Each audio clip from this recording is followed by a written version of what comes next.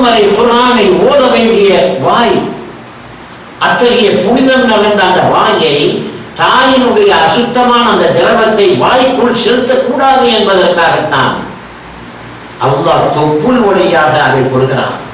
அது உயிர் வாழ வேண்டும் என்பதற்காக. அவ்வளவு பரிசுத்தமான நிலையில் நாம் தாயினுடைய வயிற்றிலிருந்து வெளியே வருகிறோம். அந்த வயிற்றிலிருந்து வெளியே வந்த பிறகு நம்முடைய வாய் அசுத்தமாகி விடுகிறது. என்ன காரணம் தெரியுமா?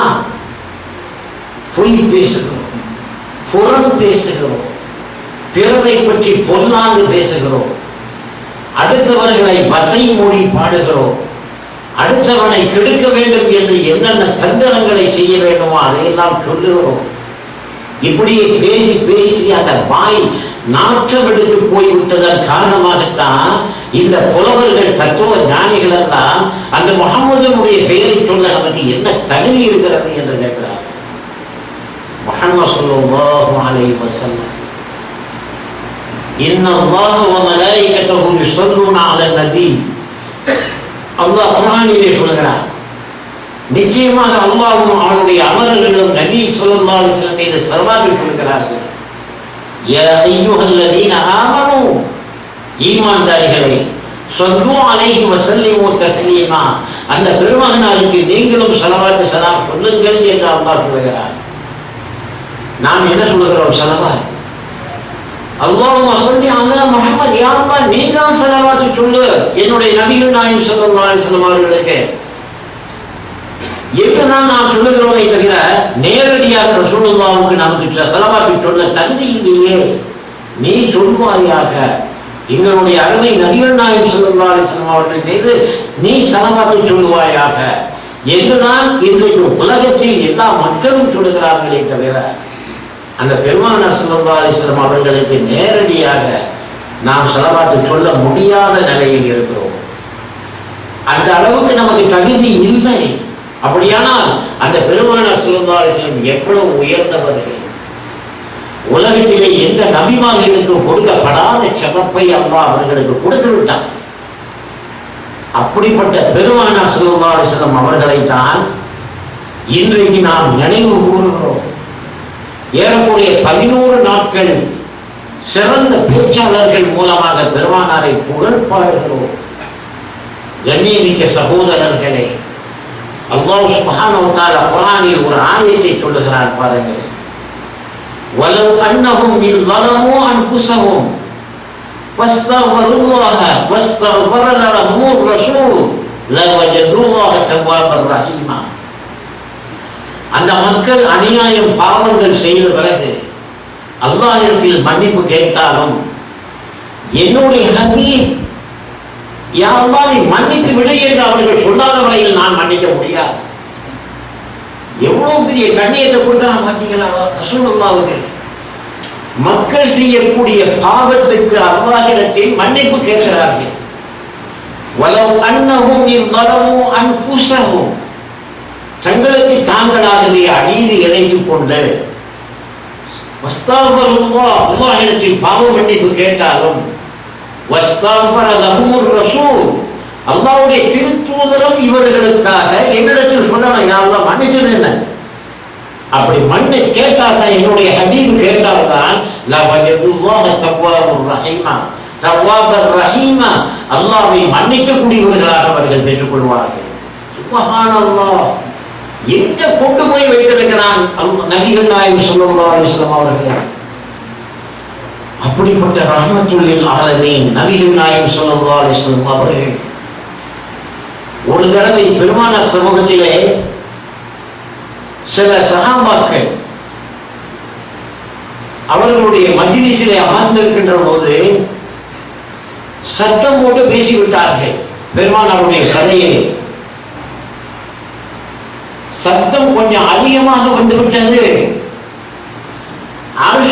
அரிசிக்கு மேலே இருக்கக்கூடிய ரப்புல் ஆலமீனான அல்லாஹ் அதை பார்க்கிறான்.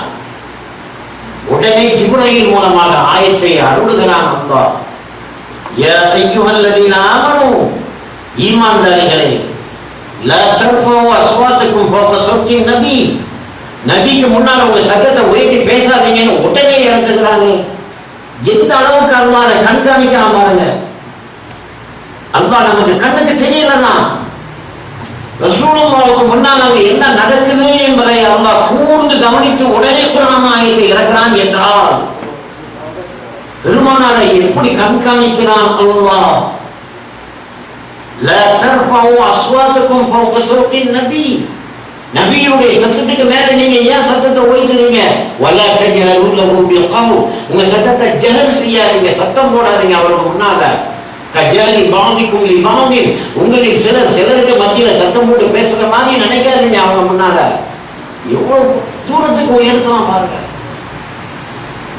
அந்த தஹபத அமாலுக்கும் அன்தும் லா தஷ்உரூன், நீங்க செய்த அமலெல்லாம் வீணாயிடும், உங்களுக்கு அது தெரியாதுங்கிறான் அல்லாஹ். சுப்ஹானல்லாஹ். நபிகள் நாயகம் ஸல்லல்லாஹு அலைஹி வஸல்லம் எவ்வளவு சிறப்பு பெற்றவர்கள். குர்ஆனின் மூலமாக அவ்வப்போது அல்லாஹ் விளக்கி காட்டுகிறானே. நாம் எந்த அளவுக்கு பெருமானாரை கண்ணியப்படுத்துகிறோம், அல்லாஹ் கண்ணியப்படுத்துகிறானே, அந்த அளவுக்கு நாம் எங்க செய்ய முடியும்? ஒரு தடவை நபிகள் நாயகம் ஸல்லல்லாஹு அலைஹி வஸல்லம் அவர்களுடைய வீட்டுக்கு முன்னாலே நின்று ரசூலுல்லாஹ் இருக்கிறார்களா, ரசூலுல்லாஹ் இருக்காங்களா என்று சில பேர்கள் கேட்டு விட்டார்கள். அருஷுடைய நாயன் உடனே ஆயத்தை இறக்கிறான். இன்னல்லதீன யுனாதூனக மின் வராயில் ஹுஜராத், உங்க வீட்டுக்கு முன்னால நின்று உங்களை கூப்பிடுறாங்க சத்தம் போட்டு. அக்ஸரும் லா யாகிலூன், அவர்கள் மிகுதியானவர்களுக்கு அறிவு இல்லை. லா யாகிலூன், அக்கல் இல்லை. இப்படியா சத்தம் போட்டு கூப்பிடுறது என்னுடைய நபியை, என்னுடைய ஹபீபை இப்படியா கூப்பிட வேண்டும்? வலவ் அன்னஹும் ஸபரு ஹத்தா தஹ்ருஜ இலைஹிம், நபிகள் நாயகம் அவர்களே அவர்கள் பொறுமையோடு இருந்து நீங்க வெளியே வருவது வரைக்கும் பொறுத்து இருந்தா என்ன, பொறுத்து இருந்தால் கான கைரல் லஹும், அது அவர்களுக்கு எவ்வளவோ சிறப்பாக இருக்குமே. குர்ஆன் தானே சொல்லுகிறது. அப்படியானால் ரசூல் ஸல்லல்லாஹு அலைஹி வஸல்லம் அவர்களுக்கு அவங்களை எவ்வளவு கண்ணியப்படுத்தாமல் வெளியே நின்று சத்தம் போட்டு ரசூலுல்லாஹ் இருக்காங்கன்னு கேட்கலாமா? அருமையானவர்களே, அப்பேற்பட்ட காருணிய திருநபி ஸல்லல்லாஹு அலைஹி வஸல்லம் அவர்களுடைய திருநாமம் முஹம்மத் சொல்ல சொல்ல நம்முடைய வாய் இணைக்கிறது. எத்தனை தடவை வேண்டுமானாலும் செலவாக்கி சொல்லலாம். குர்ஆனிலே பெரியோர் இடத்தில் சொல்கிறான், இன்னல்லதீன யகுதுன அஸ்வாத்தஹும் இன்த ரசூலில்லாஹ், அல்லாஹ் ரசூலுல்லாஹ்வுடைய சபையில் இருக்கும்போது சத்தத்தை குறைச்சு பேசுங்க. யார் குறைத்து பேசுகிறார்களோ, தாழ்த்தி பேசுகிறார்களோ அவர்கள் சிறந்த ஈமான்தாரிகள். எத்தனையோ சஹாபாக்கள் ரசூலுல்லாஹ்வுடைய மஜ்லிஸ்ல வாயை பொத்தித்தான் இருப்பாங்களே தவிர திறந்து பேச மாட்டாங்க. அபூபக்கர் சித்திக் ரலியல்லாஹு அன்ஹு முதல் கூட அப்படித்தான் இருப்பார்கள்.